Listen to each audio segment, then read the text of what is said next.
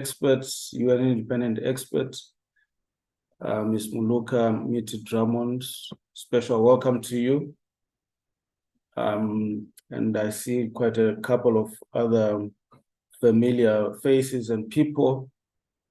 Very special welcome to this very important launch. I think it's a very important research which was done, and I'm quite excited to be seeing that this study is being launched today before the end of the year. First of all, I just want to thank Diana for her leadership of the Disability Rights Unit, but more importantly for her leadership in ensuring that this study is completed before the year ends. Congratulations to you.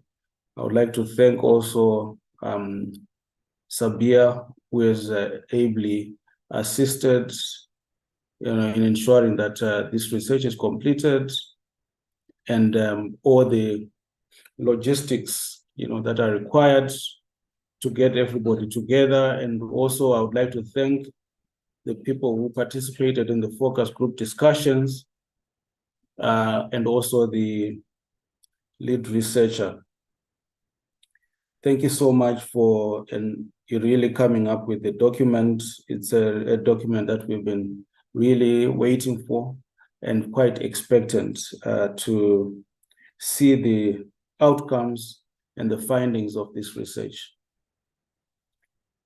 The Disability Rights Unit is one of 10 units that is doing amazing work at the Center for Human Rights. As you know, the Center for Human Rights is a hybrid institution with academic programs. We have 5 master's programs, and we also run short courses. And the short course on disability rights in Africa is one of our flagship courses. Maybe some of you have attended, but if you have not yet done so, there's always an opportunity because we do these short courses annually. So if you have never attended one, please do so next year. We also offer master's programs. Like I said, one of them is in disability rights in Africa. If you so wish to attend that particular master's program, please watch our website in the future so that you also participate in our master's programs here at the Center for Human Rights. So this study, I think for me, it's quite important because I once participated in a program looking at discrimination against persons with albinism. It was a regional program, and when we were in Namibia for that program launch, there was a medical doctor who shared a touching story. She was a medical doctor who had trained in Cuba, and upon return, she was looking forward to a great career in the medical field as a doctor practicing in a country of origin. Unfortunately, when she started, she faced all sorts of challenges. When she was recruited at one of the public hospitals in Namibia, she had challenges with some visual impairment, but something which could be corrected. But mainly, there was an issue of discrimination based on her color. The manager or the principal of that particular public hospital then informed her that patients were not comfortable with her, treating them. And that, because of that, and the other reason of visual impairment, she was going to be relegated to clerical duties. you know, she was so disappointed. She was crushed. She could not believe that this was happening to her. You know, after coming out top of her class in Cuba, training as a medical doctor. And now she's being told that you cannot practice, you know, medicine as a doctor.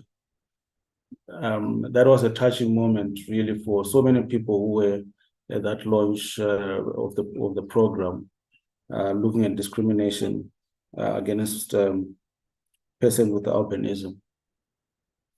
I am not so sure what is contained in this particular study and research, but we're looking forward to really see what are some of the challenges faced by persons with albinism, especially the issue of discrimination in the employment sector, in accessing services in South Africa.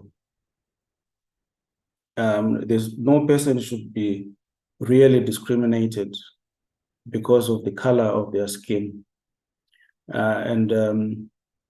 Actually, the Center for Human Rights this year launched a racial justice campaign. And this is one of the issues that we're going to be looking at, that no person must face discrimination or any prejudice because of who they are, because of their race, because of their color. So I think this launch of the report is quite relevant, is quite timely, looking at the impact of race and color on the enjoyment of human rights by persons with albinism in South Africa. And I would just want to thank here the European Union for believing in this initiative and for funding this particular project. And I'm sure I've been informed by our Disability Rights Unit Manager, Dr. Diana Msipa, that the launch of the report is just the beginning of further work that is going to be done in terms of raising awareness about issues of or incidences of discrimination against persons with albinism, and how that discrimination has impacted on their lives.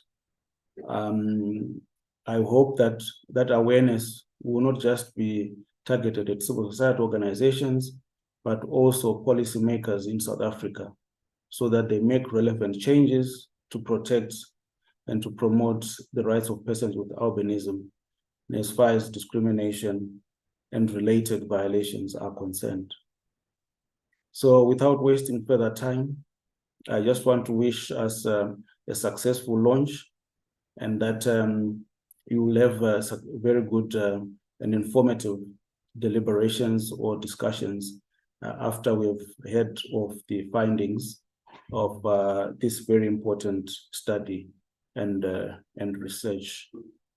Thank you so much. I will hand over to our moderator, Sabia, as we proceed with the findings and the official launch of the report. Thank you, and a very good morning, afternoon to everyone.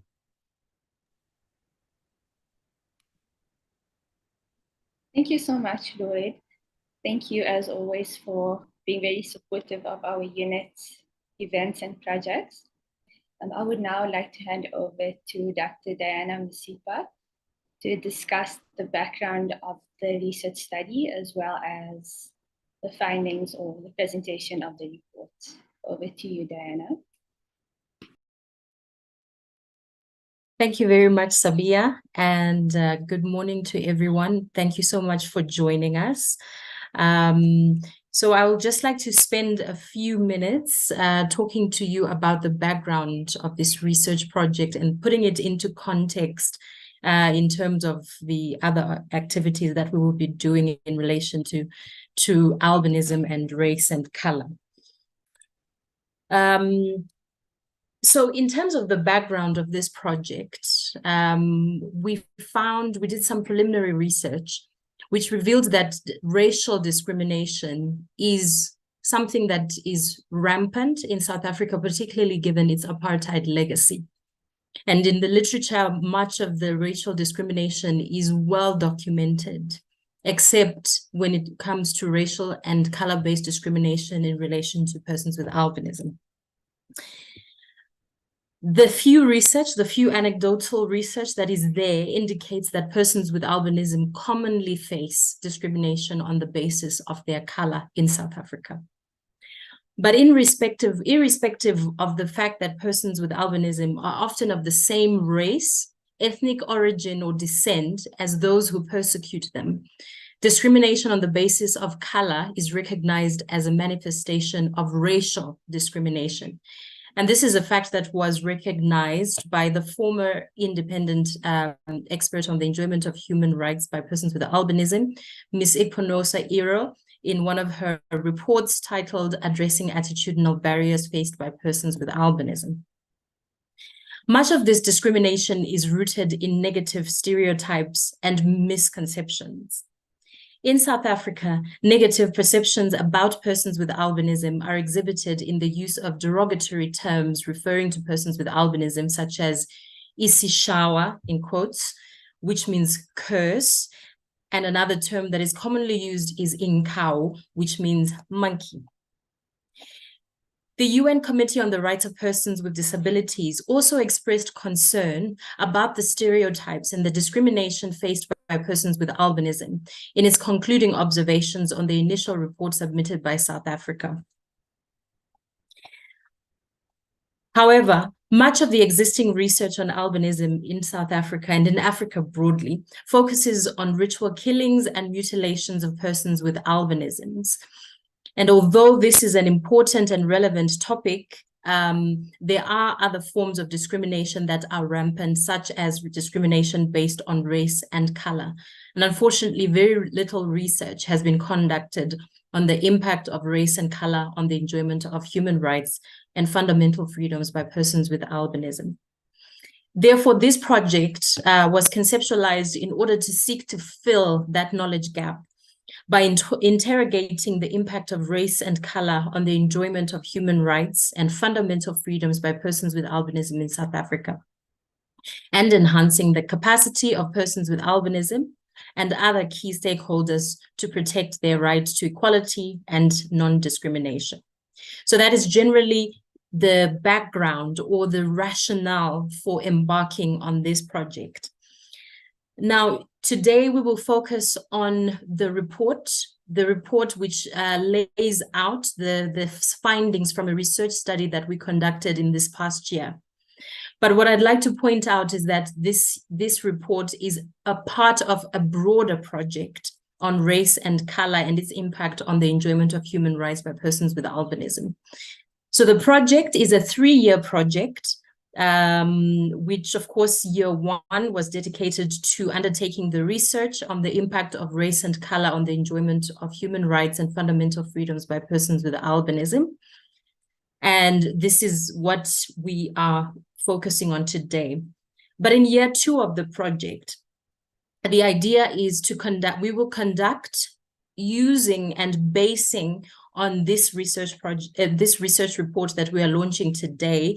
We will conduct a 2-day capacity building workshop for South African organizations of persons with albinism, and another 2-day awareness raising workshops for representatives of key sectors that have been identified as pivotal in this report. You will see later on when we go into the contents of the report on which key stakeholders these are that we will then engage in year 2 of the project. Year 3, which is also the final year of the project, takes the work a little bit further into how ensuring that persons with albinism access justice against discrimination based on race and color. To that end, we aim to facilitate a 2-day training workshop for persons with albinism on the use of equality courts to address discrimination. South Africa, I think, is in a privileged position in the sense that it has equality courts who have the sole mandate of ensuring that marginalized groups enjoy the right to equality that is enshrined in the South African Constitution. So the aim of this workshop is to raise awareness amongst persons with albinism and their representative organizations on how to make use of the equality courts in South Africa in order to combat discrimination based on race and color. Then the final activity in year 3 will be the development of a toolkit on the use of equality courts by persons with albinism to address or to combat discrimination. Again, this toolkit will go hand in hand with the training workshop. So it will provide practical steps on what needs to be done, the procedures that need to be followed in the context of equality courts, where to go when you have complaints, etc., etc. So the idea of the project as a whole is to ensure that persons with albinism not only know about discrimination based on race and color and its impact on their enjoyment of human rights and fundamental freedoms, but that also they're empowered to be able to do something about that discrimination, particularly through the use of the equality courts in South Africa. So in a nutshell, I would say that is the summary of the project. And so that was sort of a bit of a background to the project. Sabia, with your permission, I think I would like to proceed now to the research report itself. Yes, thanks, Diana. Please proceed. Thank you so much, Sabia. So I'd like to sort of preface this by saying that the people who prepared this report are Professor Maureen Muswela, who was assisted by Ms. Innocentia Mgijima-Kunupi. Unfortunately, both consultants were unable to make it for today's workshop due to prior commitments and situations. So I offered to step in and do the presentation of the contents of the report on their behalf. So just to acknowledge their hard work on this report, conducting the desktop research, conducting the empirical research, and then also finally drafting the research report. So I hope that I do justice to their work. Let me just share my screen so that we can all have a look.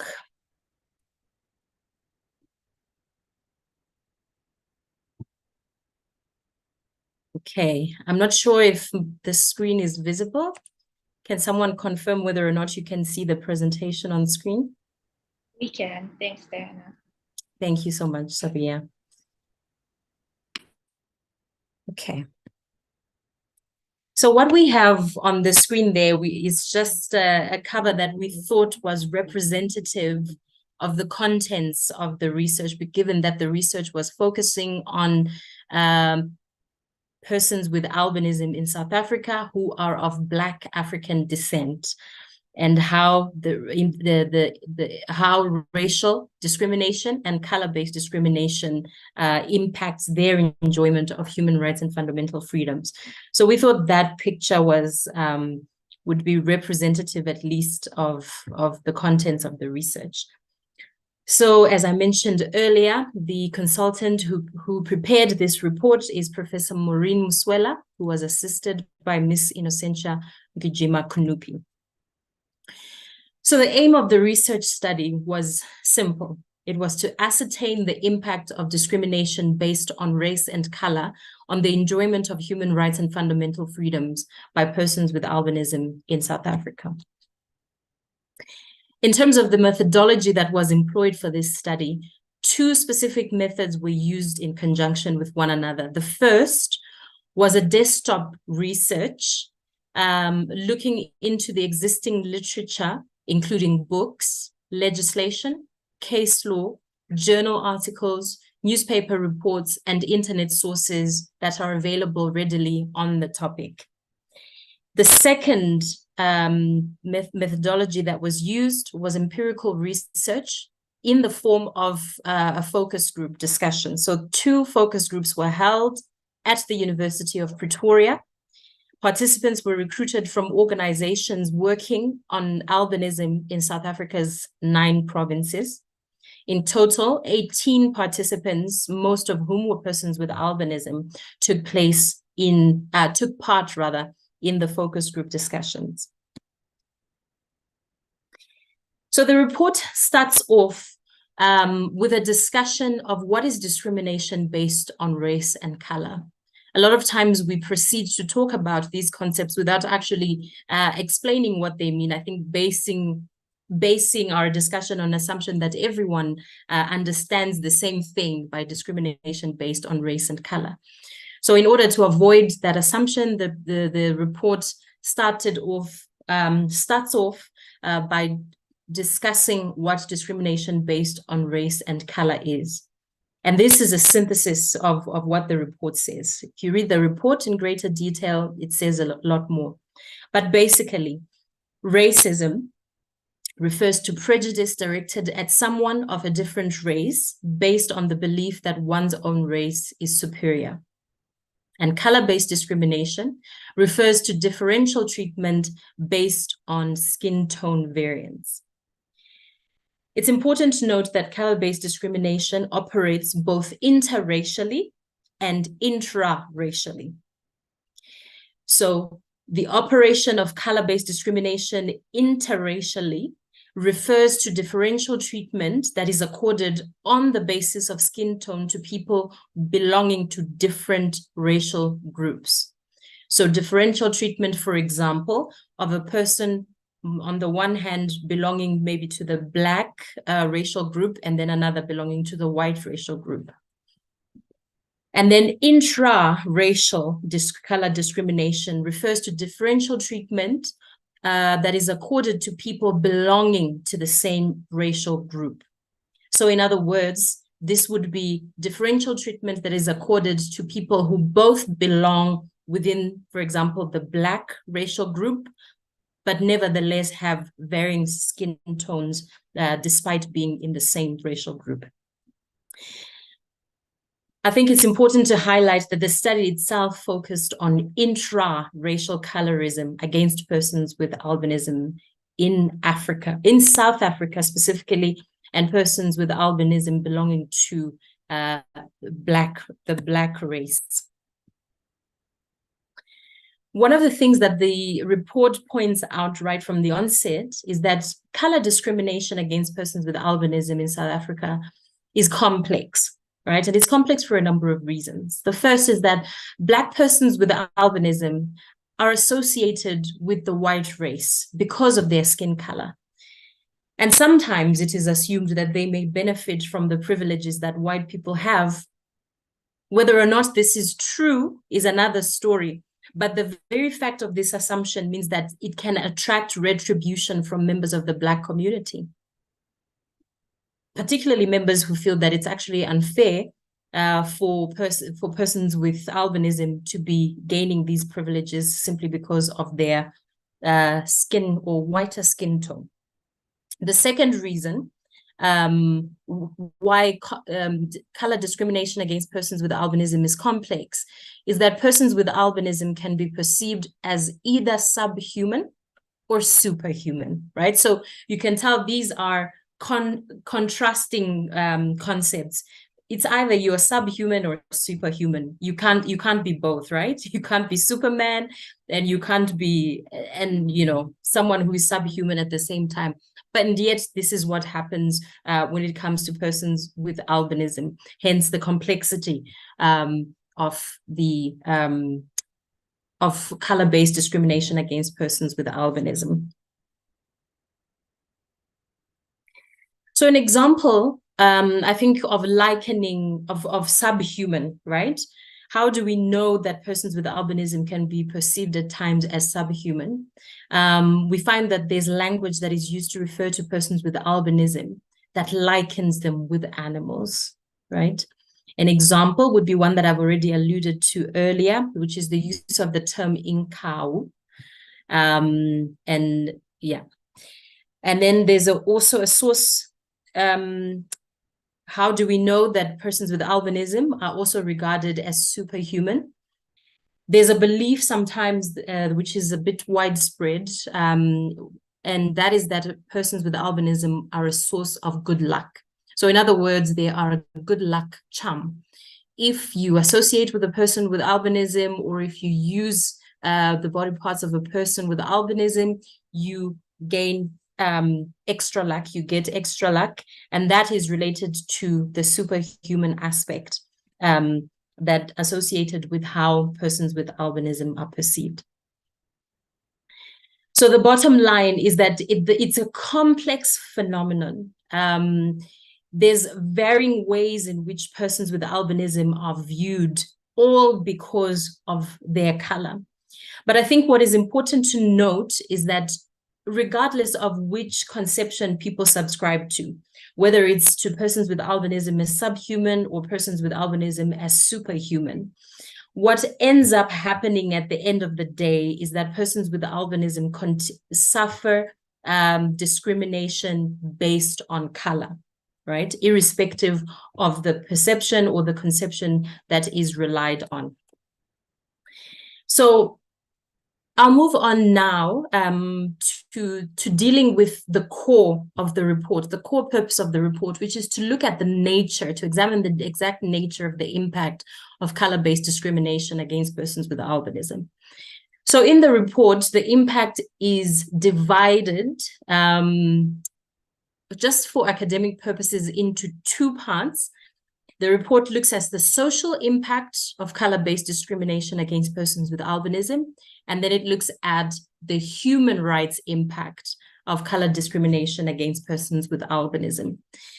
Although we are dividing these two aspects, in reality and in practice, it's hard to make this distinction. I think we are simply making the distinction for the sake of making it clearer in the report, but I think it's important to remember that in practice, these two are often intermingled in a complex way.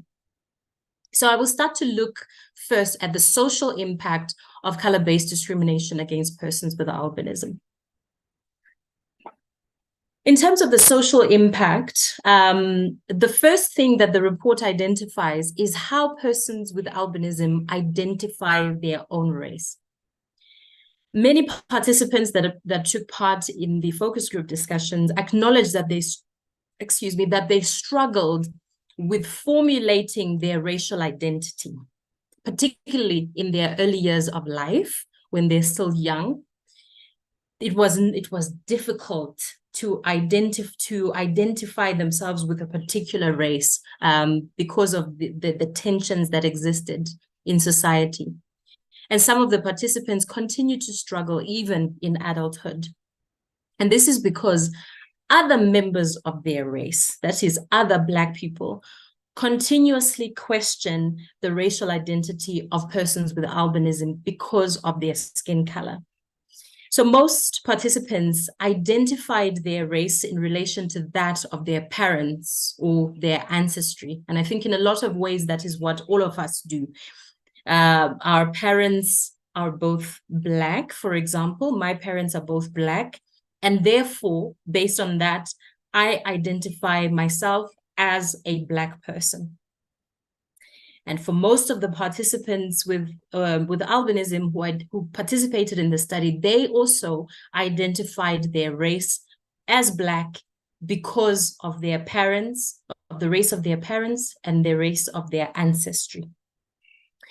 We did have a few outliers, a few individuals that identified as white despite their Black lineage.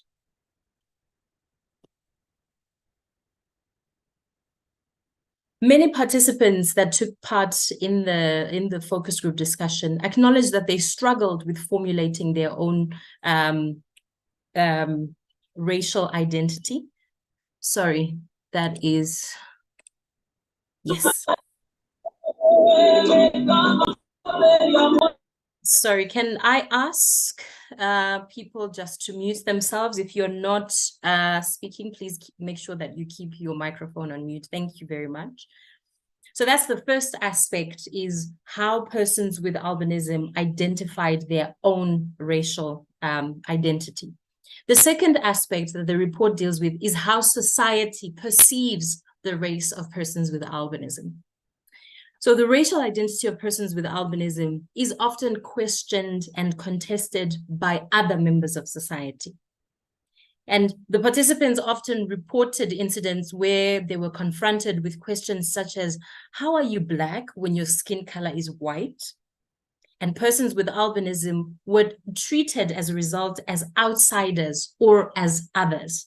Yes, you're Black because your parents are Black, your grandparents are Black, but your skin color is white.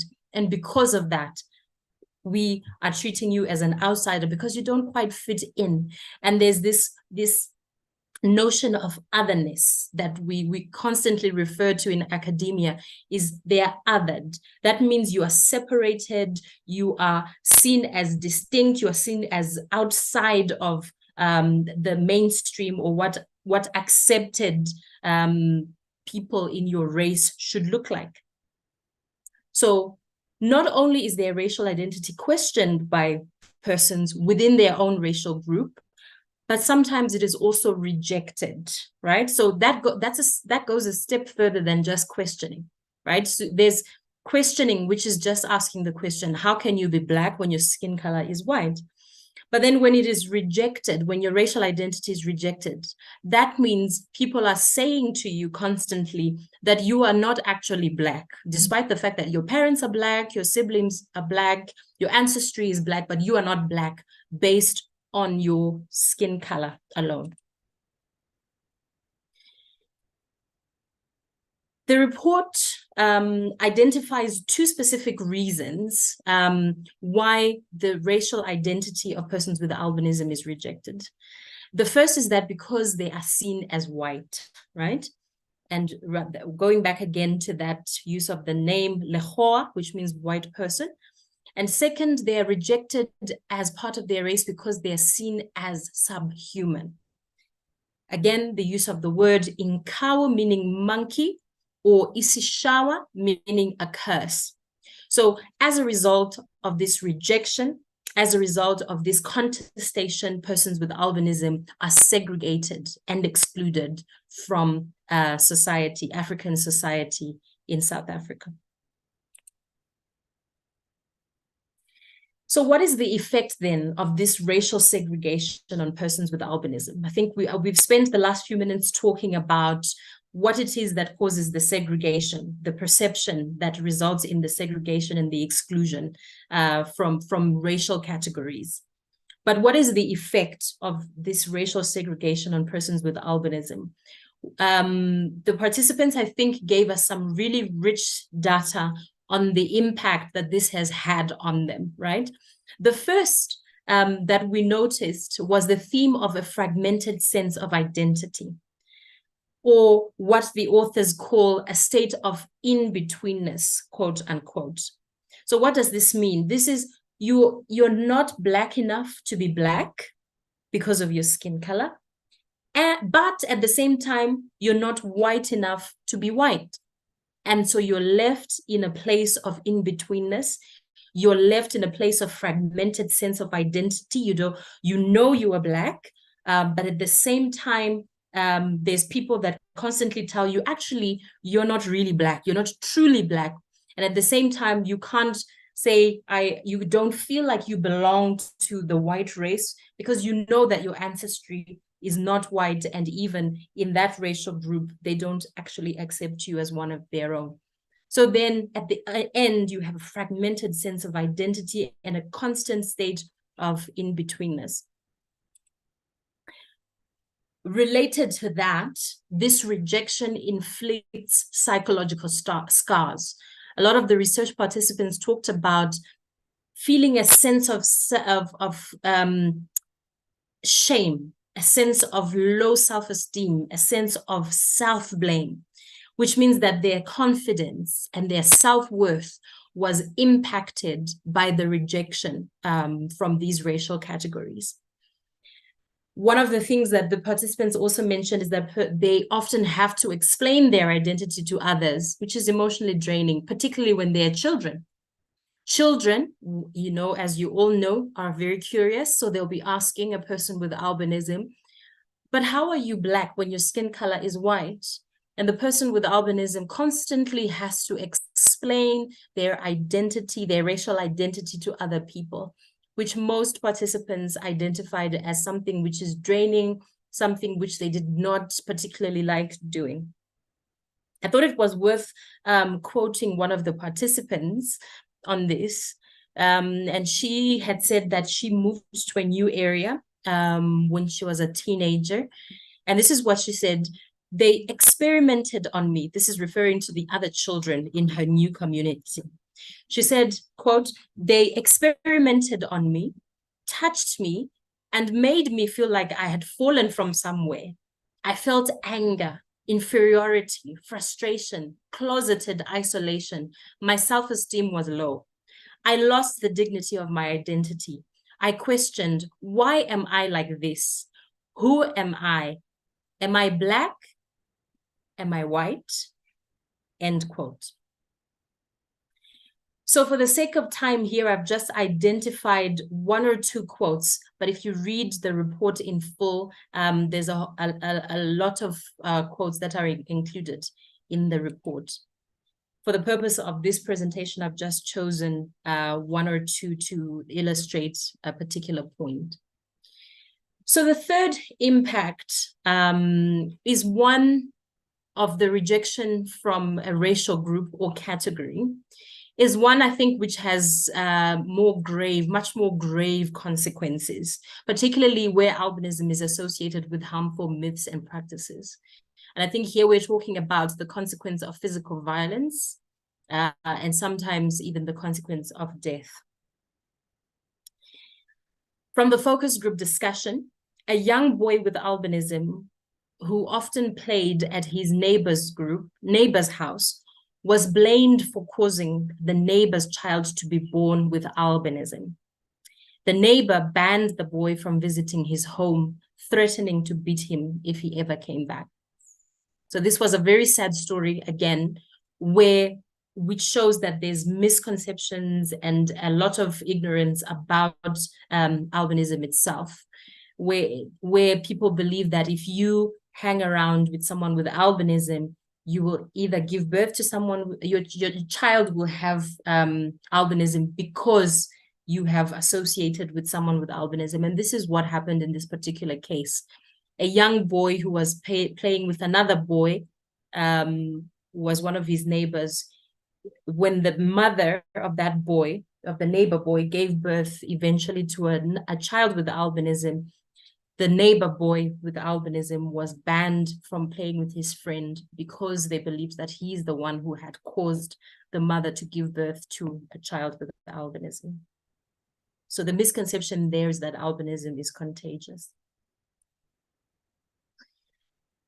And then I think a story, this is quite a chunky quote, but I think it's worth it because it clearly demonstrates the more grave impact of this rejection from a racial category.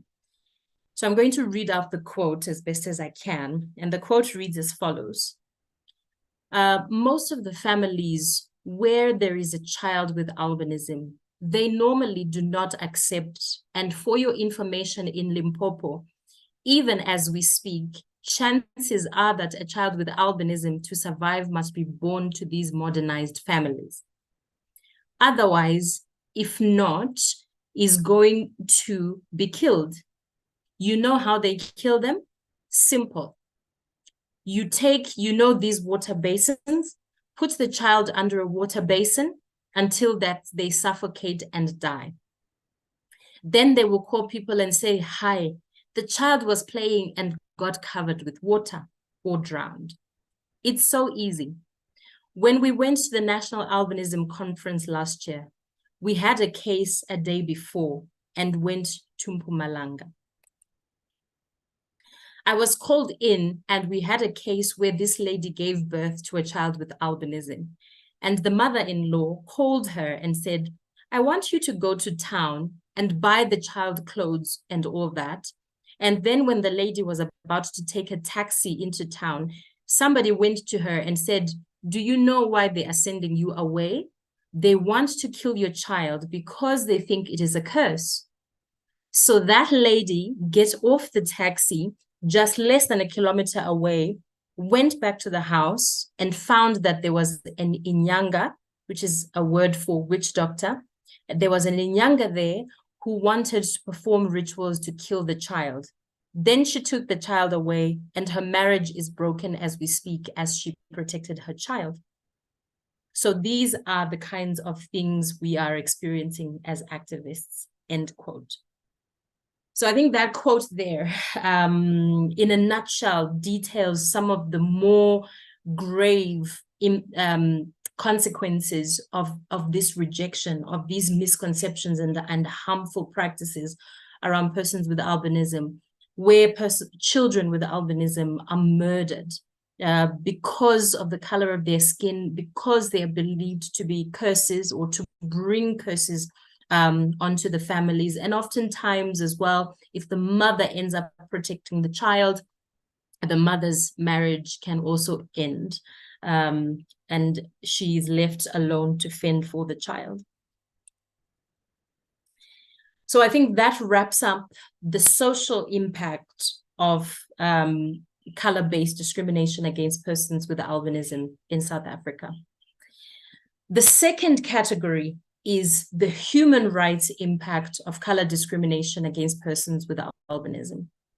So you will recall I cautioned in the beginning that even though we've categorized them this way in practice, they're not neatly categorized in this manner. It's all mixed in there. But I think what we want is just for it to be clearer, for clearer understanding. That is why we have categorized them in this manner. So color-based discrimination adversely affects the enjoyment of several human rights and fundamental freedoms. Here we identify about 5 or 6 specific human rights that are impacted. This doesn't mean they're the only ones that are impacted, but these are the ones that came out the most, that were referred to the most in the focus group discussions by the participants. The first is the right to employment. So the participants noted that unemployment is very high amongst persons with albinism. So they considered that generally in South Africa, there is an unemployment problem that affects everyone, and that is true and is not contested. However, that rate of unemployment is even higher amongst persons with albinism for various reasons that I shall outline in the next few minutes. So one of these reasons is that employers and potential employers often underestimate the capabilities of persons with albinism. So there's this general perception that persons with albinism are not very good at things. They will not be able to perform a complex task. Therefore, if you are to employ a person with albinism, you must only restrict them to simple tasks that they believe they can handle. Again, this is a misconception. So those who procure employment, those persons with albinism who manage to procure employment, end up being employed in minimum wage jobs, part-time employment roles as daily wage laborers, or as Mr. Lloyd Cuvea mentioned earlier, in administrative jobs, even if they are highly qualified. Some of the participants also pointed out that some employers perceive hiring a person with albinism as an act of kindness. So what this means is that they don't treat them as an equal colleague, as an equal professional colleague, but rather they treat them, I've done you a favor. Like the fact that I've even given you a job, I've done you a favor. So you can imagine if you want to go into negotiations of pay increase, for example, or an improvement in the conditions of work, and your employer has this mentality that I gave you a job, therefore I actually did you a favor. So you have no right to be asking for more. You should be lucky that you even have a job. So that's the impact, the negative impact that such a mentality, such a perception can have. One other problem that leads to a lack of access to employment is that some employers are unwilling to provide reasonable accommodation in any shape or form. This reasonable accommodation, some employers refuse to provide it on the basis of cost. Others refuse to provide it on the basis that they don't even understand it themselves. So for whatever reason, some employers are unwilling to provide reasonable accommodation to persons with albinism. The participants also pointed out that discrimination doesn't only come from the employers, but discrimination can also come from clients. So this happens in a situation where, for example, a person with albinism is running a business. So the example, I'll refer to an example that is included in the report. One of the participants stated that he was involved in running a catering business. And he's managed to secure a deal or a contract to cater for a particular event. They spoke on the phone with the client. They agreed on the rates. They agreed on the menus and all the nitty-gritty details. All that was left was for the supplier and the client to meet in order to maybe get a sense of how, they go for tastings, see how the cake tastes, etc., etc. So at the meeting, that was when the client discovered that the person or the vendor, the service provider, was actually a person with albinism. And when the client saw this was a person with albinism, he said, "I'm sorry, I cannot do business with you." And that was the end of that deal. So you can see also that the discrimination is not just coming from employers, but also from clients in situations where persons with albinism run their own businesses. The second human right that is adversely impacted by color-based discrimination is the right to education.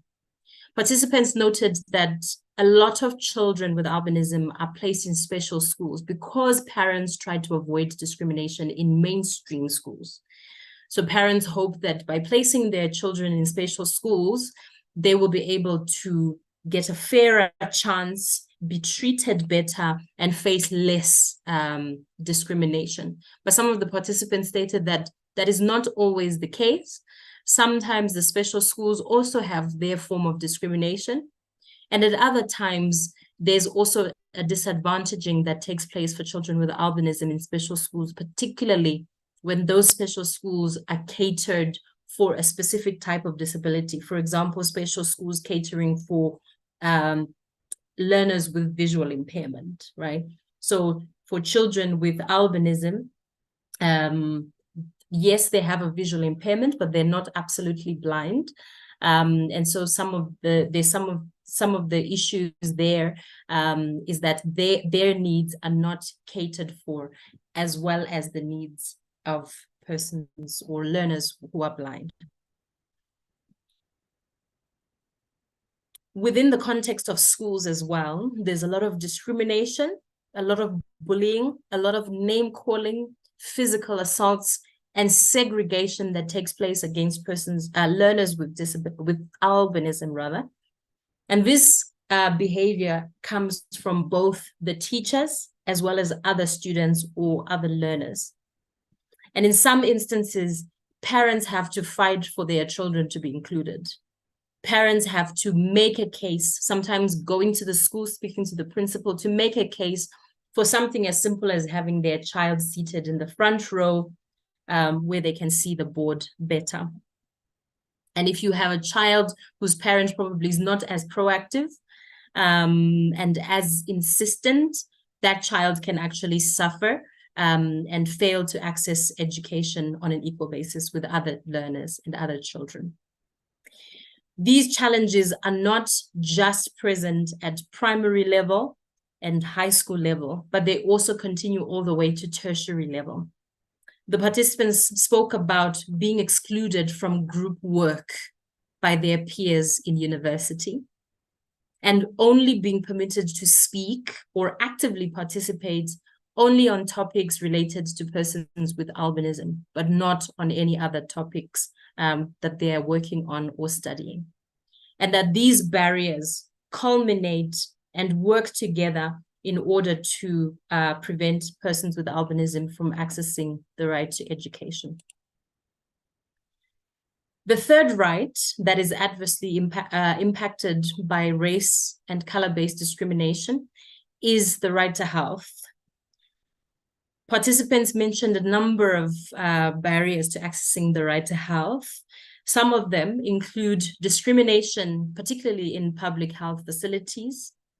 They alluded to hostility from healthcare workers. They spoke about behavior such as being ignored, being there waiting to be seen, but then the healthcare workers completely ignore you and pretend like they can't even see you, like you're not even present in the room.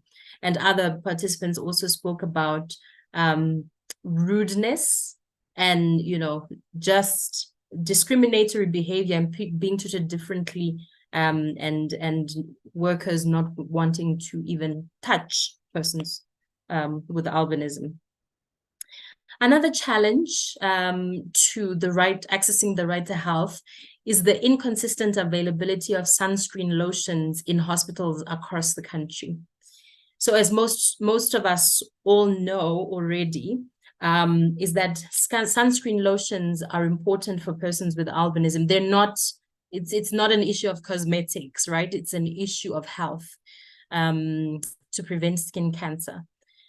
So unfortunately, what happens in the country is that there's inconsistent availability of these sunscreen lotions, but they may be available in Gauteng, but they won't be available, for example, in Northwest. Right? So this is just an example. I'm not saying this is a matter of fact, but there's inconsistency. The ideal situation would be for government to ensure that at healthcare institutions across the country, there is equal access to sunscreen, that no matter where you live, if you're a person with albinism, no matter which part of South Africa you live in, you should be able to attend at a healthcare facility and be able to access sunscreen. The other challenge or issue that the participants alluded to was the availability of sunscreen lotions that are not appropriate for persons with albinism. So yes, there are sunscreen lotions that are there, but they're the wrong type. So they are not, for example, the SPF 50, sun protection factor of 50. They might have a lower SPF factor, which is ineffective in protecting persons with albinism against skin cancer. So these are some of the challenges to accessing the right to health that the participants identified in the research. A fourth right, is the right to freedom from exploitation, violence, and abuse. We had quite a rich discussion.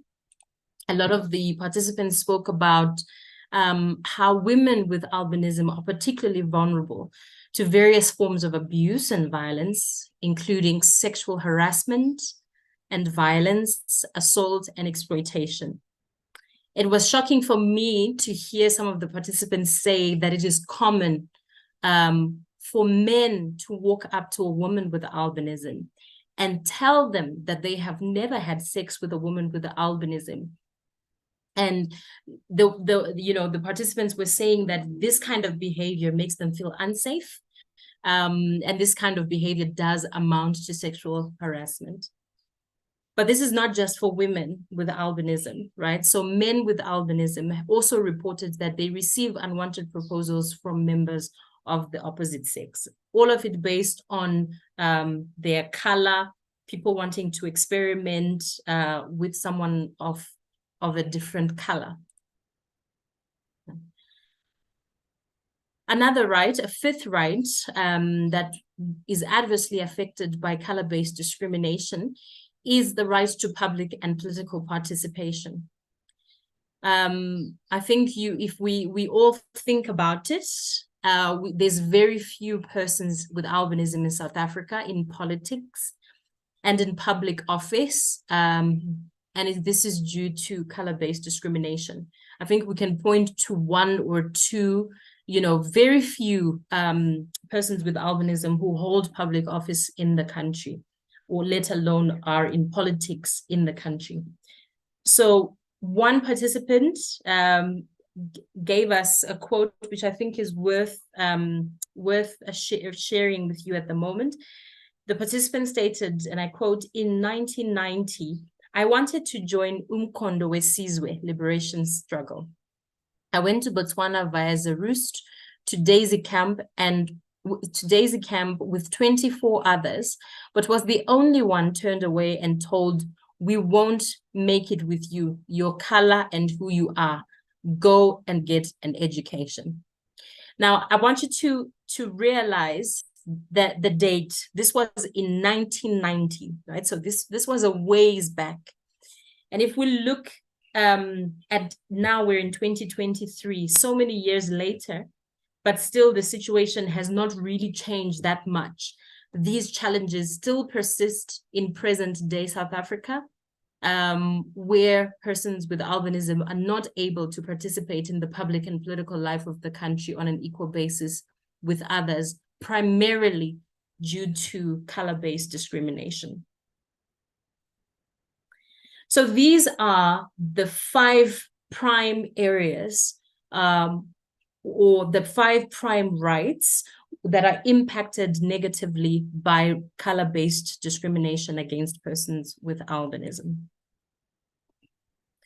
So the study concludes by stating that the adverse impact that discrimination based on race and color has on persons with albinism in the social sphere and in terms of the enjoyment of human rights is quite unique. Not only is it unique, but it is also quite serious. If you look at the nature of the human rights that are impacted, these are the human rights that are fundamental: the right to employment, the right to education, the right to health.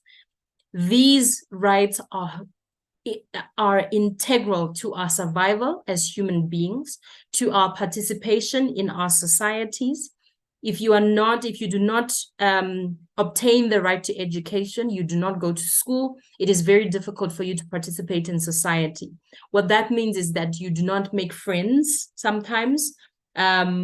Your chances of getting employment are reduced.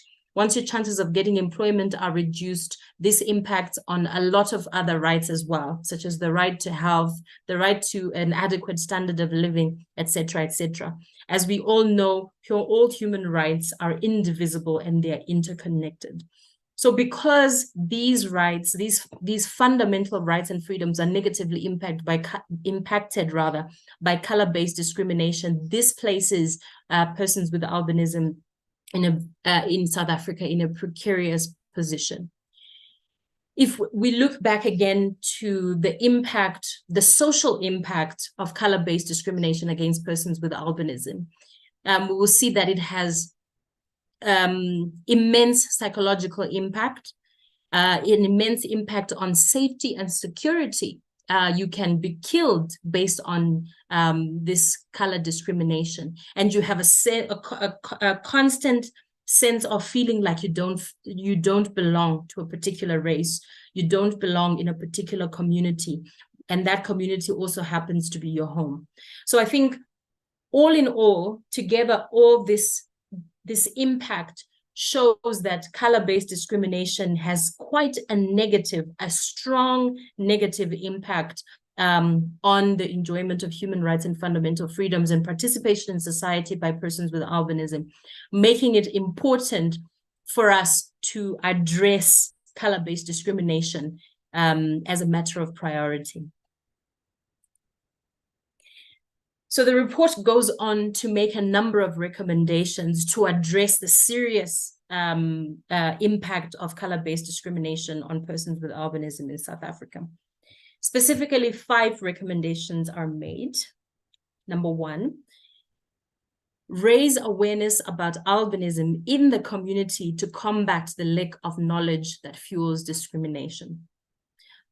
We spoke about how misconceptions and myths drive some of these exclusionary practices, these segregative practices. And these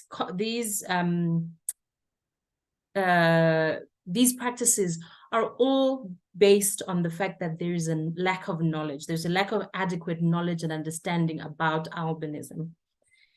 What causes albinism? That albinism is not contagious. And so one of the things that needs to be done is to raise awareness within the community to combat the lack of knowledge that fuels discrimination. The second recommendation that the report makes is to conduct albinism sensitization amongst key sectors. So the key sectors that were identified in the report include the education sector, the employment sector, the health sector, and the justice sector. These are the key ones that were identified in the report, but these are not the only ones, right? So I think our primary focus would be to address albinism sensitization in these sectors, but also any other related sectors as well. Number 3 is to raise awareness amongst persons with albinism themselves about their right to equality and the legal resources available to them. So a lot of the times, persons with albinism might face discrimination and be unaware that this kind of conduct legally amounts to discrimination, which is prohibited by law. They may not even be aware that, okay, in the event that I am denied the right to access health, what remedies are open to me? What remedies are available to me? What avenues can I pursue in order to obtain justice? So recommendation number 3, therefore, is to raise awareness amongst persons with albinism about their right to equality and the legal resources available to them. Recommendation number 4 is to conduct further research on examples of measures and initiatives that have been initiated in other parts of the world to combat race and color-based discrimination that would benefit persons with albinism in South Africa. As I said in the beginning, much of the main aim of the report was to understand how color-based discrimination impacts persons with albinism. I don't think we gave much thought in the report to initiatives and measures that can be implemented simply because that was beyond the scope of the report. To an extent, later on in the project, we will address it, particularly when talking about the use of the equality courts in year 3 of the project. But I think it is also important for there to also be other research that takes place in tandem to look at examples of good practices from other parts of the world, from other countries, on how what they have done in order to combat race and color-based discrimination. And the final recommendation that the report makes is to involve media in human rights education and in countering hate speech. The media has an important role to play in countering hate speech and in challenging myths and misconceptions about albinism. And I think this is an important one as well, because much of the information that we get from the news, we get from the newspapers, we get from several media outlets, and even in this day and age, even from social media platforms as well. So I think there's a need to involve the media, the different media outlets, in human rights education, so that they can challenge challenge myths and conceptions by delivering the right messages, using the correct language in their reports. So this marks the end of the overview of the report on the impact of race and color on persons with albinism. I don't know if anyone has any questions at this stage for me based on this presentation.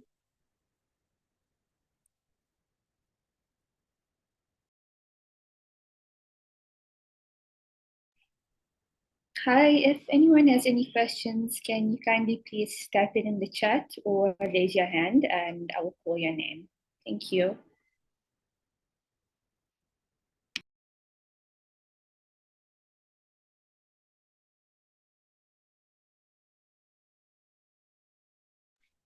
Paul, please go ahead. Good morning. Thank you very much for the opportunity. Just a quick question. In the participation, did we include like other races in albinism, or it was only specifically black? I would say black, fully pigmented, or black people with albinism. Thank you. Thank you for that important question.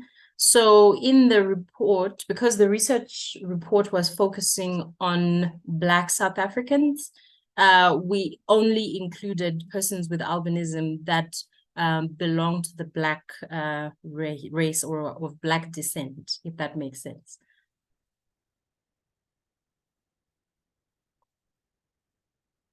Okay, any other questions?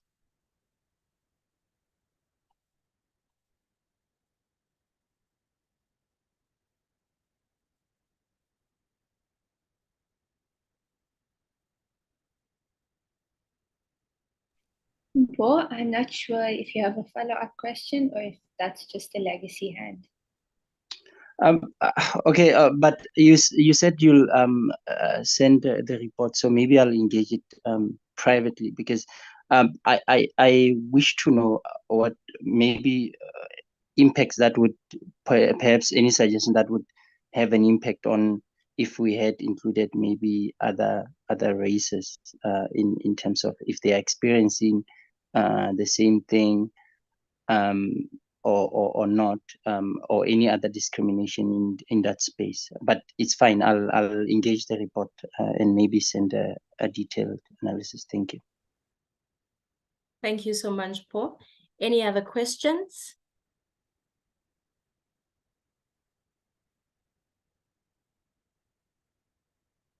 Okay. All right. Thank you. That is it from me. Sabia, may I suggest that we go ahead to the discussion? Diana, before the discussion, I would just like to invite Thomas, who is the Deputy Chair of the National Albinism Task Force in South Africa, to give us just, a brief understanding maybe of the overall experience of persons with albinism in South Africa. Thomas, can you kindly please unmute?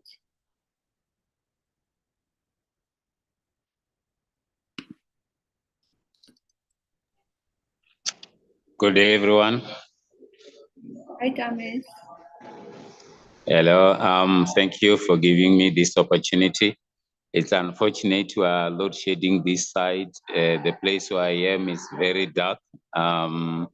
There's no electricity, and I cannot use my laptop also, which has got all my notes on. So I'm talking to you from my smartphone, but I hope I'll be audible enough for everyone to hear. Let me start by taking this opportunity to thank everyone who has managed to come through this important engagement, wherein we as the National Albinism Task Force deem as important as what we are advocating on the grassroots level as far as persons with albinism are concerned countrywide. I just wanted to highlight that importantly, the lives of persons with albinism have been affected either way or another. And due to some reasons, it has been continuing even into our democracy, wherein we thought things will change for better. Number one, we are challenged by the fact that generally in South Africa, there is no legislation governing issues of persons with disability in general. Therefore, persons with albinism are affected because they are categorized under disabled people in the country.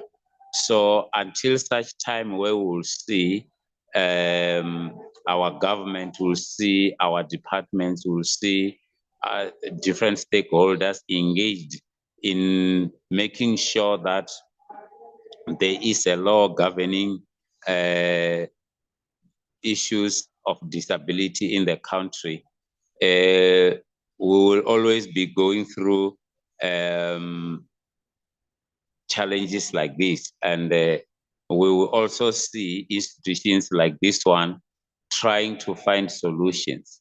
But I think the bottom line here will be that the South African government must take it up to their shoulders now to make sure that there is a law governing disability in the country, wherein us as persons with albinism can be included and can be protected. Just to come back to my main point, I just wanted to indicate that from the democratization of the country, there are many efforts that we are seeing, and we can see the advancement on issues pertaining persons with albinism in such a way that we can see institutions trying to get into the nitty-gritties of such issues and trying to find solutions as we are seated here today. Let me highlight it to you that as a matter of fact, living with the condition of albinism is never easy, will never be easy. We know that we are trying as a sector to be recognized, to be heard, to be taken care of. But it will take a long journey to educate ourselves, to educate the communities, and to educate different sectors to understand who we are, where we are coming from, why things are like this. As you've heard in the report, there are a lot of dilemmas, a lot of unanswered questions. There is also a lot of misunderstandings, misconceptions, myths, and discrimination among things. And we need to know and understand that to eradicate these perceptions, to eradicate how we are being treated, how persons with albinism are perceived within the communities and within different structures, it will need a lot of workshops, it will need a lot of awareness campaigns, it will also a lot of involving each and every person to come on board and work with us, do things with us, and also make sure that you understand us from our point of view. I'm worried about the South African side of things where everything is politicized. Living with albinism or being part of the community of persons with albinism, it's a different experience, a very practical experience, which requires that we all have to come together in order to understand what persons with albinism are and who they are and what they want in life. Planning around and planning for them and thinking that we know them better without involving them, it's a great mistake, which I can see from the government point of view, from different sectors. They think they know persons with albinism better, but I'll really tell you today that persons with albinism are unique on their own way, but they are going through different experiences which need to be understood differently. And the only way to achieve that is to be engaged with them practically.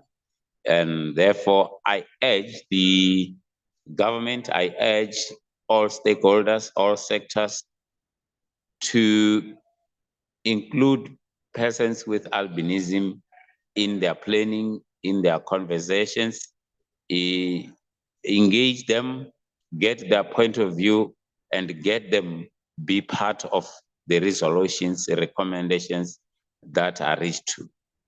I'm happy today that our engagement here is based and is reported mostly on what we were engaged with throughout the research. And this is one achievement of the research because it's all about us and we're part of it and we're sharing our experiences, which we can say today that this report is not exaggerated. Even though there are some missing issues in as far as the research is concerned itself, but this is the greatest achievement because the voice of persons with albinism has been heard, has been shared, and has been allowed to go across to different sectors, different departments, different people. So this is one achievement. Let me come to the fact that socially, it's difficult out there for persons with albinism.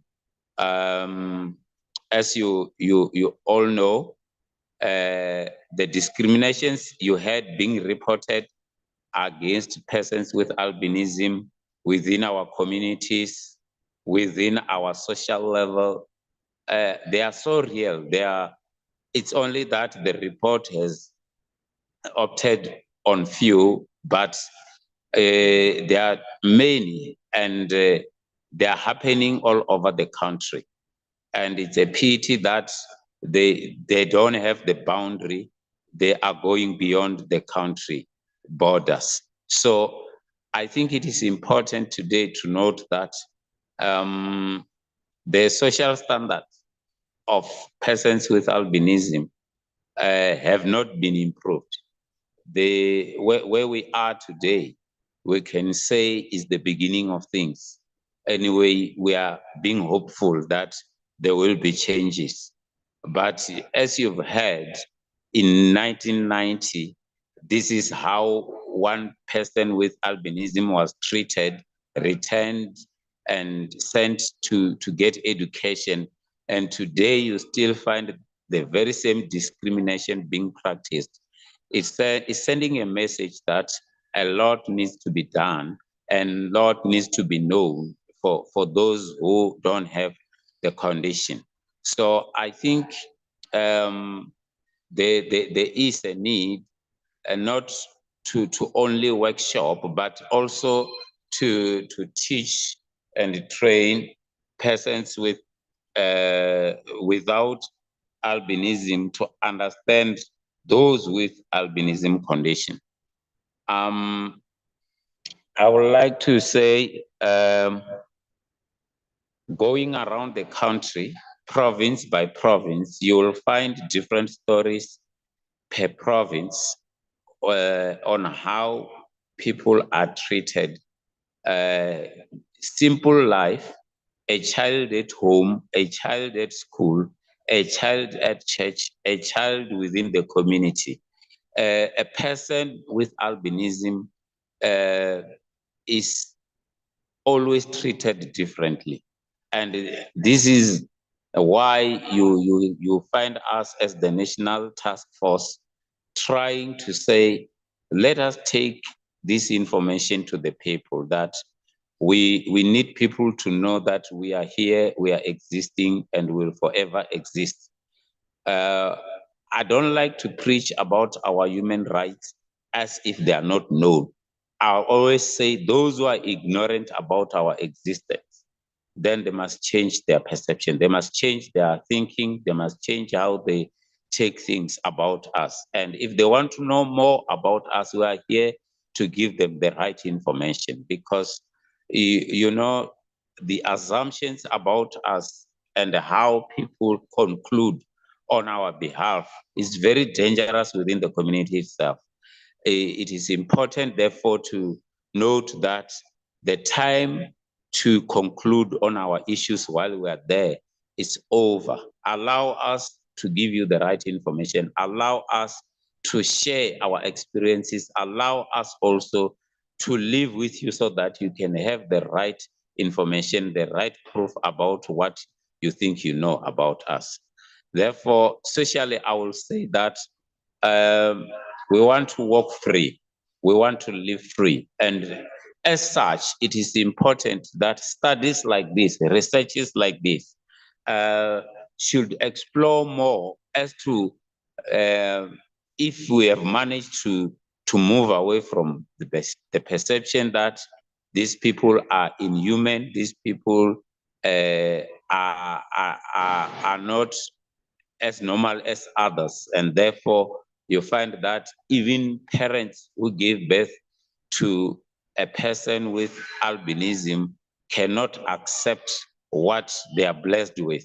It's not about the community perception only, but it is also the perception within the paternal, the maternal part of those who are giving birth to persons with albinism. I was just going through a story, maybe to elaborate my point, where the lady gave birth to a child with albinism and claimed that, oh, they have changed my child and gave me the wrong one. You can see that the person hasn't been expecting to have a child like us. It goes back socially to all those perceptions that were shared in this report today. Just imagine growing up as a young lady, not accepting the lives of persons with albinism around their communities. And this person is in the hospital giving birth to a child with albinism, not accepting that she's the one who has given birth to the child. And you can look at what kind of life the child is going to have with such kind of a parent. So you can see that there is a lot that we need to do, a lot that needs to be done within our communities, whether in rural, whether in urban areas, because I was just checking on this illustration that I've given you, the mother was just staying in the CBD. She was born in the CBD, staying there, but she doesn't have the information about persons with albinism. We always have the perception that, oh, it's only in rural areas where persons with albinism are being mistreated, are being discriminated, and that's not the truth. The truth is that all over, you go everywhere, you will find that persons with albinism are not equally accepted, they are not equally treated, and they are not equally understood. So I want to highlight the fact that the other devastating issue which needs further exploration, it's about the education of persons with albinism.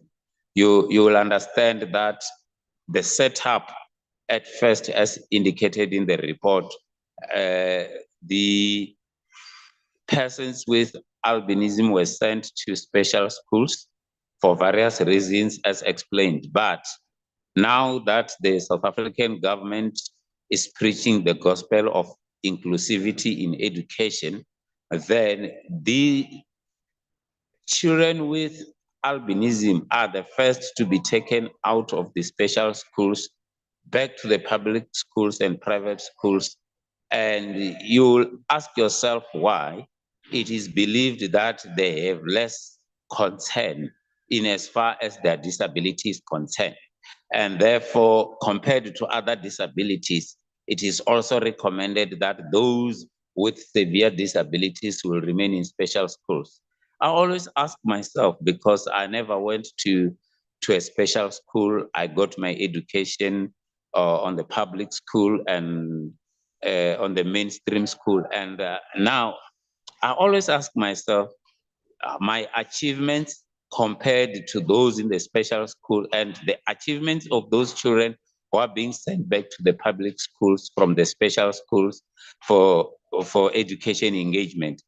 Imagine in this democracy that nothing much has changed in as far as the education of a person with albinism is concerned.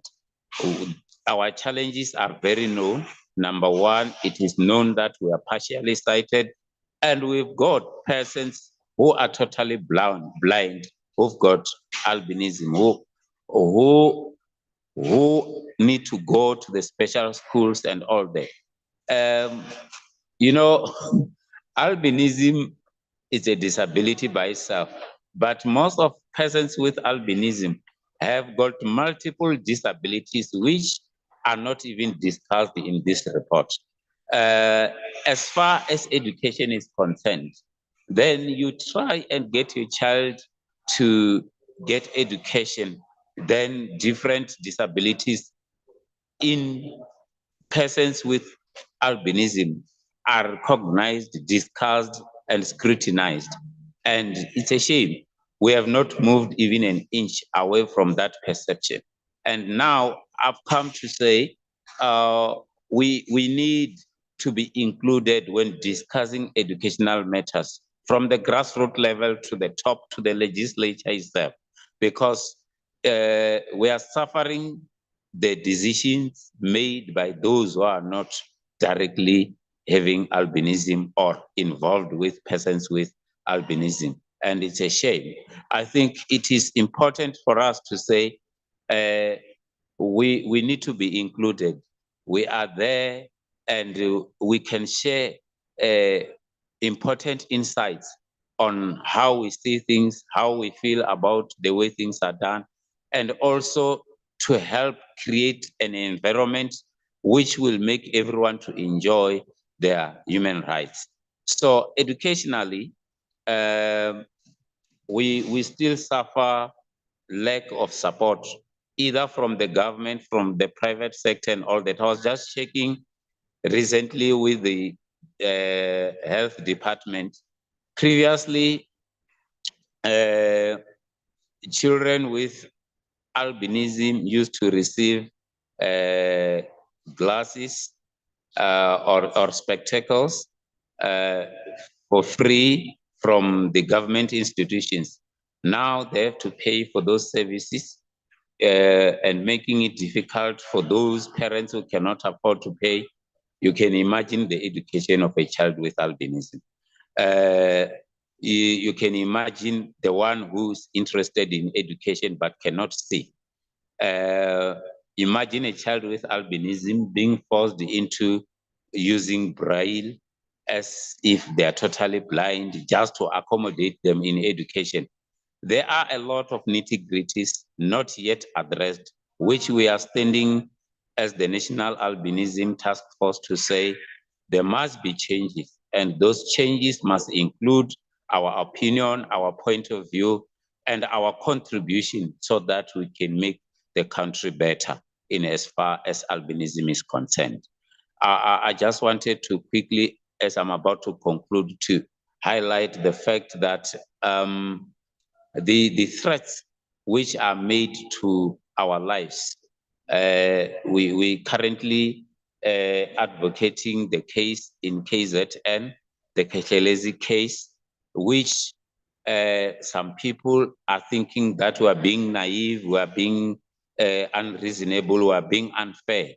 But we need to educate our communities. We need to educate our people from different levels of lives, that we are as human as everyone, and we need to be protected. We need to live in a safe environment, not to be treated like that, where people throw in their own words, their own opinions, their own perception about us, and everyone agrees with them.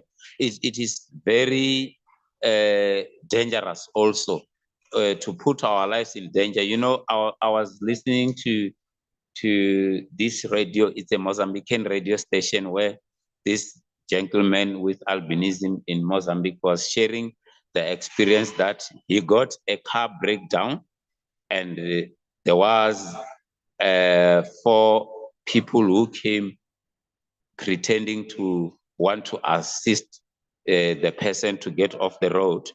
And then he said within 10 minutes, there was such a group of people, he realized that his life is in danger. And fortunately, there was a soldier vehicle passing by. He stopped the vehicle, indicated to them that he needs help, but his life is in danger. And those people were having the guts even to argue with the soldiers that the person with albinism is their relative. They are helping him because he is their relative, so the soldiers can drive away. So the person refused to be left there. He chose to leave the car and go with the soldiers for the safety of his life. So you can imagine how people are perceiving us. And in as much as we are saying the communities needs to be taught about what we are, who we are, and to learn to live with us, to accept us, and to enjoy us as much as we need to enjoy them when we are living. There is a lot that needs to be done, and I hope this study will escalate our issues. I hope this study will bring about the foundation which is necessary to build on.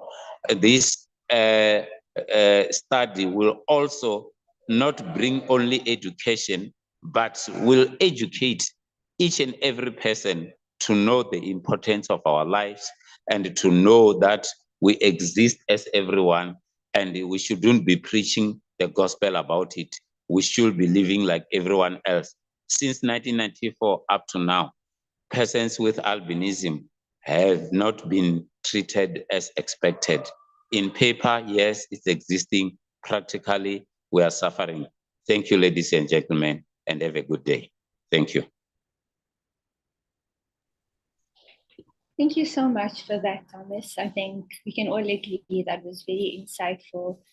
And it's always best to hear from someone who has the lived experience. So thank you so much for that, Thomas. We would now like to head to the discussion segment. So if anyone has any questions, any comments, recommendations, please raise your hand and you can unmute and speak. Sorry, if I could just come in here. So for the discussion session specifically, what we are hoping to do is there's a question that we want to discuss, which is how can the report and the information gathered in the report be best utilized to combat color-based discrimination against persons with albinism? I'll repeat that. How can the report and the information in the report be best utilized to combat color-based discrimination against persons with albinism? Thank you. That's the discussion question.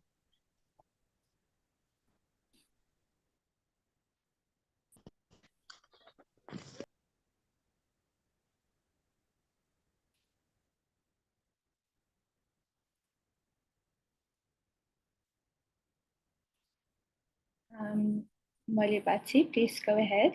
You can unmute.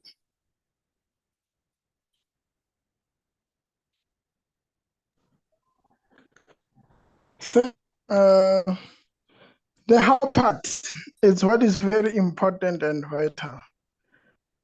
I think the third element that one has to maybe point out, sometimes to check the background of the various activists that contributed to the document or that played a role when the research was done. Because if you've got a hanging cloud under your name, but to claiming to be an activist or be advocate for the human rights of persons with albinism to enjoy their, it doesn't set a good sample in the sphere society. So if there was a way that you operate in a way of scrutinizing people, if they don't have their hidden agendas or they have wrong amongst persons with albinism. And the research also, I was in South Africa and she saw the dynamics of the society in South Africa, would also appreciate the partnership of persons with albinism as be it girlfriend and boyfriend, be accommodated in the research study to share the experience. And it also goes beyond that because as I'm speaking, I'm the father of a child with albinism. I'm dating a girlfriend with albinism. So in such instance, that uniformity as well need to be given the space or be accommodated to share their experience. Because currently now, I think I'm in the 4 years singing one song, but there's no support, there's no interest amongst other members to see to it that we partner with Beyond Sun Care to bring the dedicated sunscreen that is suitable for the skin of persons with albinism in Africa. And cancer is the very vital killer of our people in the society. But we are so quiet about it and looking for other incident, because cancer is not an incident. It's what is happening, it's what is killing us. So for us to drive more of the incidents than the major challenge that we are experiencing, for me, that energy, I don't foresee it as fruitful. I need us to focus for the energy that we play a vital role to bring the changes and to combat the danger that we are faced with. That's only when then I could say the society within the sector is so active and combating the challenges that are facing us head on, not the incidents that come by or pass by. Because incident, it can be an event of the incident, then it's gonna pass by. But the issue of the sun care is from the birth to the death. We can't run away or omit it in our engagement. So if the research study could also tap into that sector or that topic on its own, I would appreciate. Thank you. Thank you. Yeah, I think it's also important what you said about the need for multi and intersectoral approaches, because I do think it's very important. Sometimes you would have one organization doing something and then another organization doing the same thing, or the other different projects with the same objectives. But yeah, there definitely needs to be more collaborative approaches. Thank you. Thomas, I see your hand is up. Please go ahead. Thank you. I just wanted to also encourage this report to be documented, maybe on issue by issue, as we were sharing there. You will see that some issues, because if the document is too large or too big, then people won't find the reason to go through it all. But I wanted it to be segmented. I'm suggesting that it should be segmented based, let's say we're talking about the social impact. Can't we have maybe a pamphlet making awareness on the social impact of color-based discrimination on persons with albinism?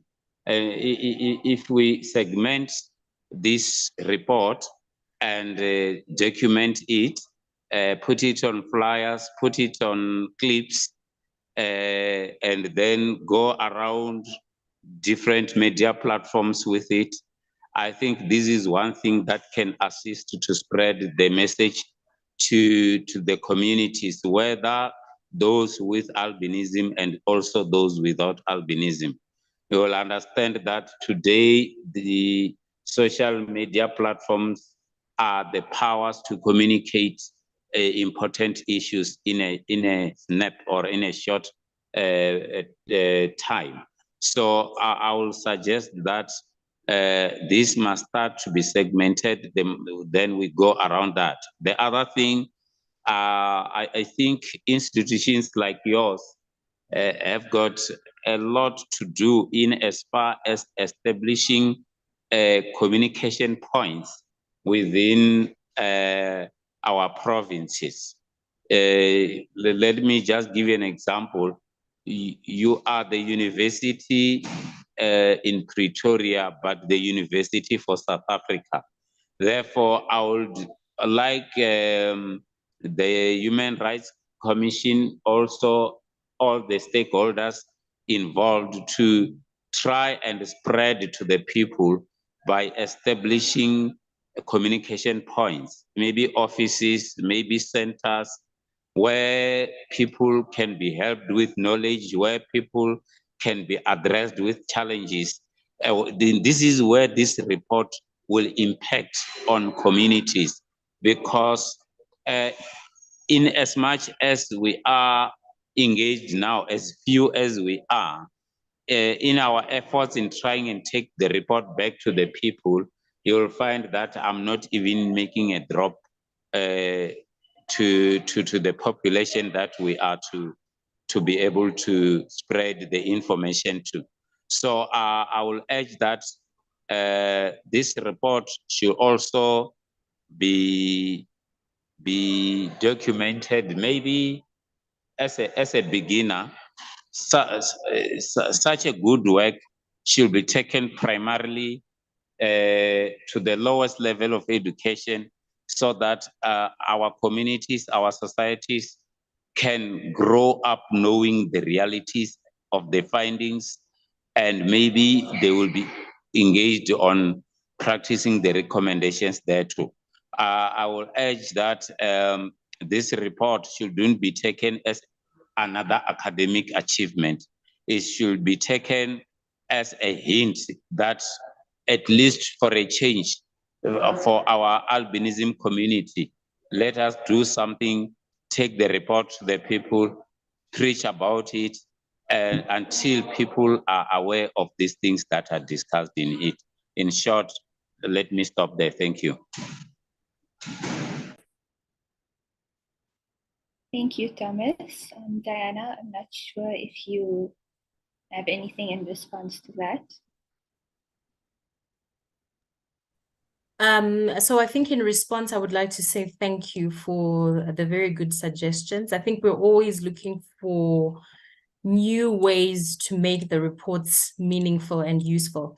You are absolutely right. We're coming from an academic environment where we are used to reading reports. But the target audience for this particular report is not academics. So probably, yes, we need to rethink also the format of the information. As you suggested, maybe pamphlets that are shorter in length, maybe using,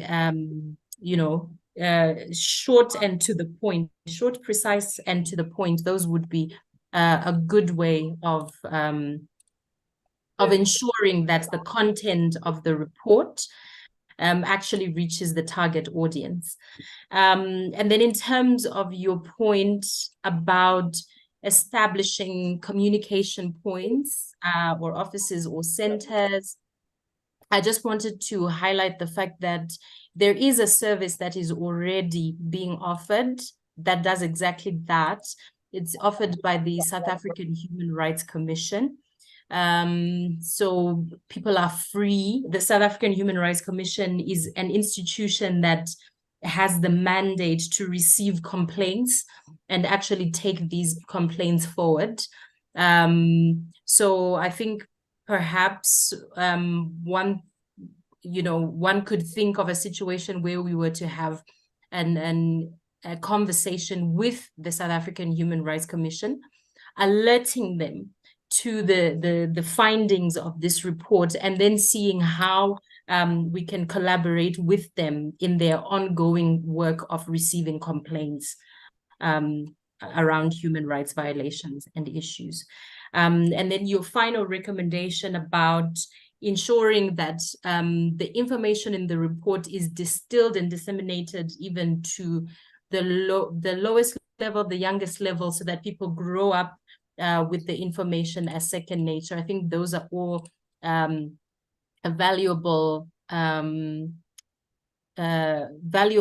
recommendations, which I think we would like to take forward. And if you are open to it, we can discuss further, not on this platform, but on a separate occasion. We can discuss further how to take some of this forward in collaboration with the task force. Thank you. Sabia, over to you. Okay, thanks, Diana.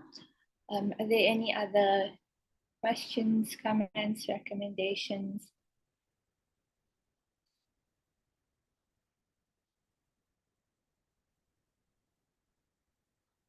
Okay, I would just like to pose a question of my own, actually.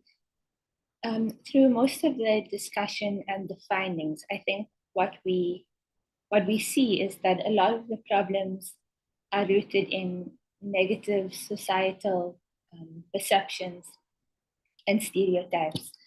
And I think, stereotypes are probably one of the most difficult things to tackle. So I just wanted to know, does anyone have any ideas around that?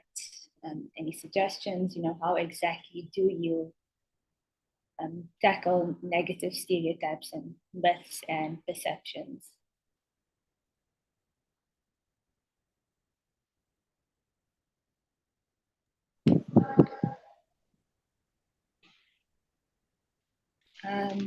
Thomas, you're unmuted. I'm not sure if you wanted to say something. No, you were breaking. I lost you. I didn't get your last remarks. So I wanted you to, if you can say it again for me, because I think the network got you lost in the process. Okay, sure, no problem. I was saying throughout the research and, all of the findings and, just the discussions, I think the one thing that has stood out for me is the fact that a lot of the problems or a lot of the challenges are rooted in negative societal perceptions, myths, stereotypes. And I think personally, that is probably one of the hardest things to tackle. So I was just wondering if anyone had any ideas or recommendations around, how exactly do you tackle negative societal perceptions?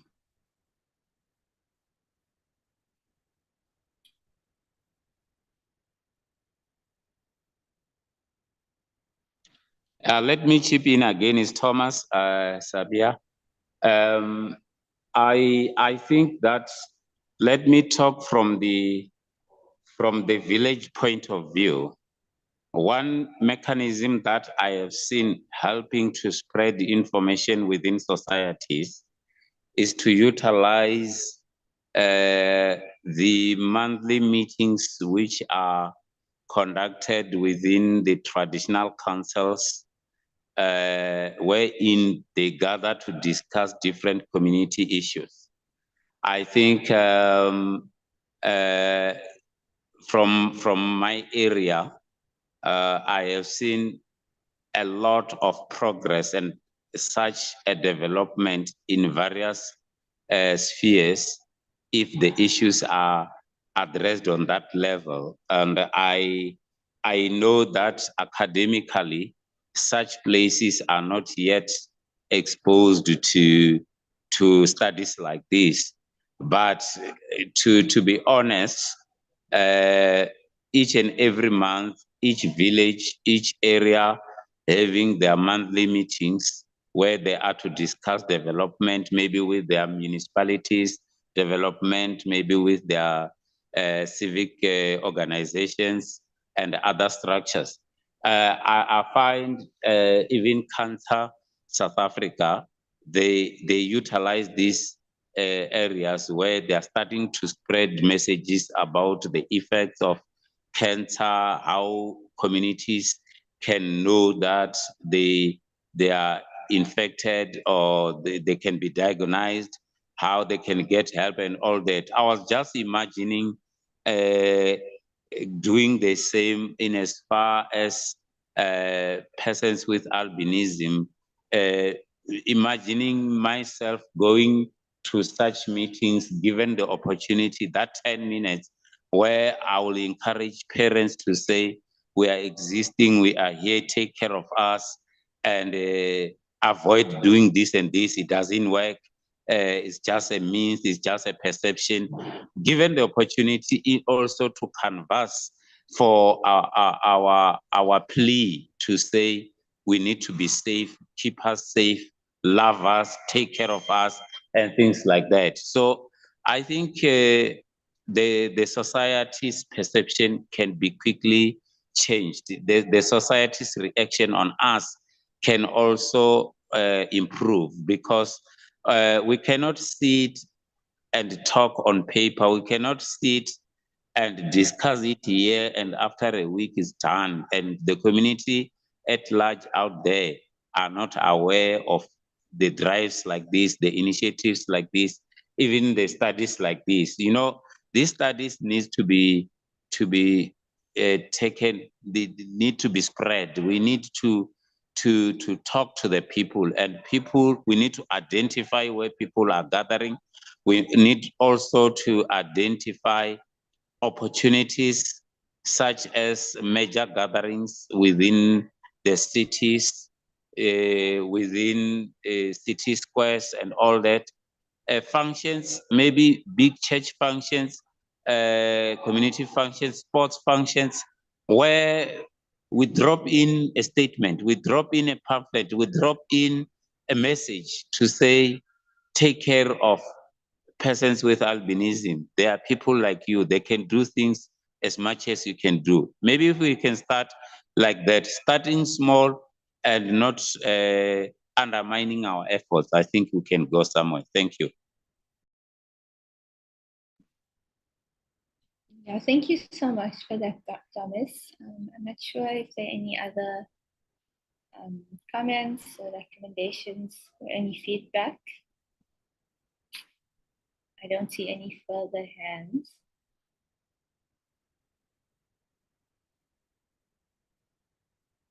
Okay, so at this stage, can I kindly please ask everyone to fill out the post-evaluation form? I have shared the link in the chat. And then also, if everyone could please turn on their cameras, just so we can take a group screenshot. Thank you.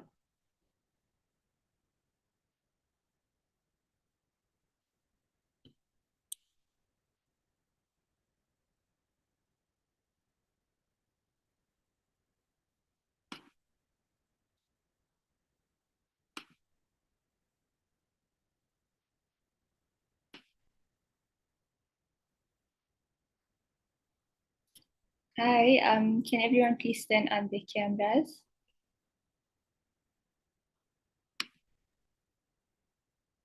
Can you repeat that, please? May you please turn on your cameras so that we can take a group screenshot.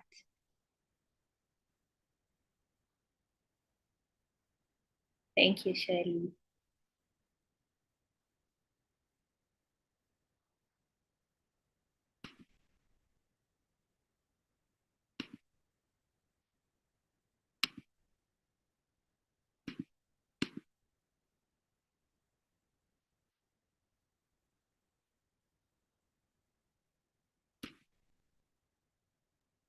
Seems everybody's camera shy. We'll have a group photo with lots of names. Yeah.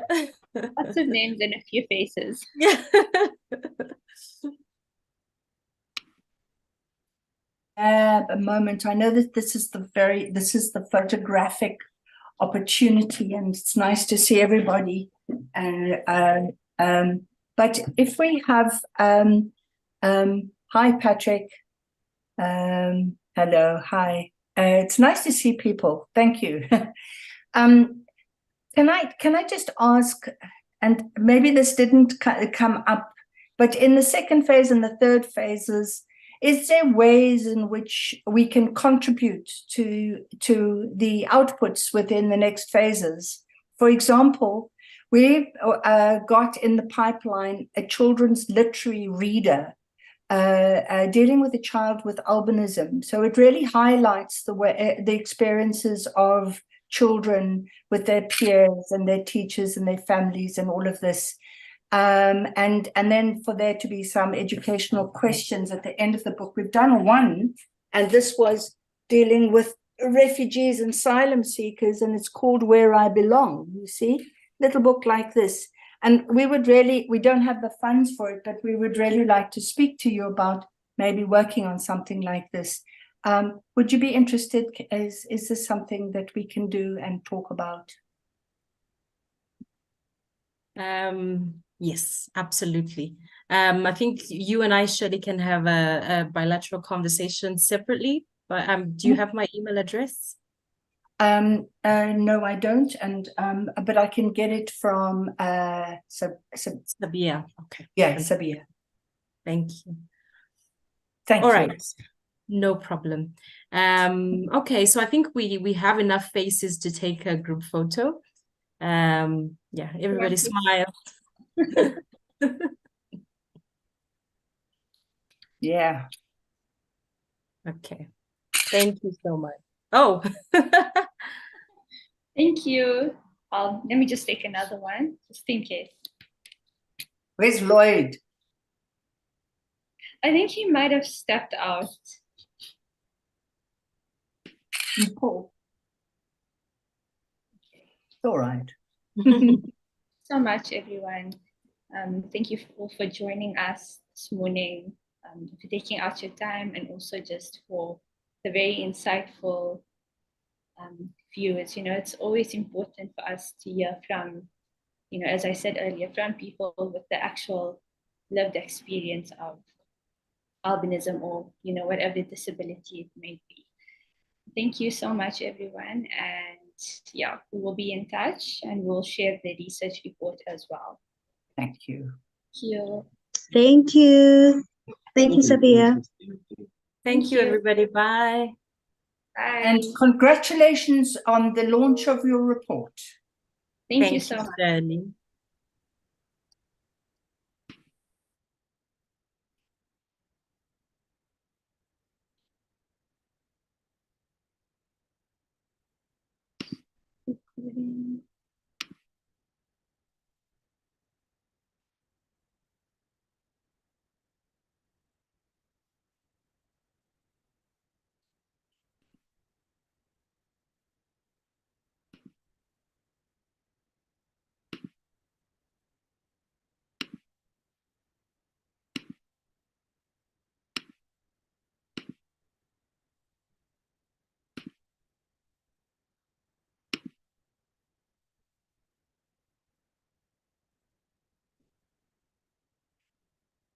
Hi, Simpiwe, are you there?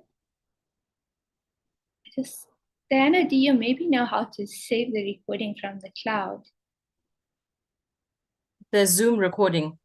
Yeah. As soon as it will save automatically to whoever's email. So Zoom does that automatically. Then when it is ready, Zoom will send an email to the concerned person. I think it's Simpiwe. They'll send an email that the recording is ready, so he can then download it and send it to us. Okay, great. Yeah. Okay, Thomas well, is Sabia. trying to rejoin again.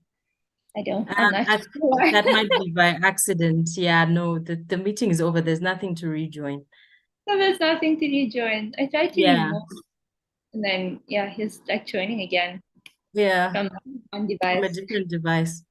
Yeah. No, I think yeah.